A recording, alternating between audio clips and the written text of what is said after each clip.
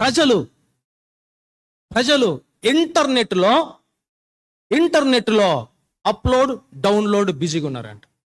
ముఖ్యంగా చూడకూడనటువంటి అసభ్యకరమైన దృశ్యాలు వాళ్ళు చూస్తూ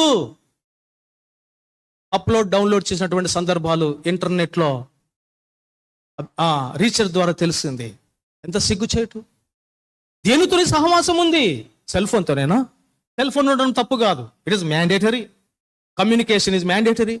నీ స్థితిగతులు ఇతరులకు తెలియాల, మంచిదే. కానీ దేని కొరకు ఉపయోగిస్తూ ఉన్నాం? 24 గంటలలో ఎంతసేపు సెల్ ఫోన్ నీ చేతిలో ఉంది? నిన్ను రక్షించి నీ కొరకే పరలోకాన్ని సిద్ధపరుస్తున్న దేవుని వాక్యము ఆయన నీ చేతిలో ఎంతసేపు ఉన్నాడు? సెల్ ఫోన్లో ఉన్నటువంటి టెక్స్ట్ మెసేజ్లు అయితేనేమి, ఫేస్బుక్లో అయితేనేమి, వాట్సాప్లో అయితే మెసేజ్ ఎంతసేపు చూస్తున్నావు? బైబిల్ వాక్యం ఎంతసేపు చూస్తూ ఉన్నావు? వాటిని ఎంతసేపు చదువుతున్నావు? అట్ ది సేమ్ టైం బైబిల్ని ఎంతసేపు చదువుతా ఉన్నావు? కంపేర్ చేద్దాం. ఇదేనా? ఇందుకైనా మనం రక్షించింది దేవుడు? ఇందుకైనా మన కొరకే పరలోకాన్ని సిద్ధపరుస్తున్నది? ఎంత దుఃఖపడుతూ ఉన్నాడు.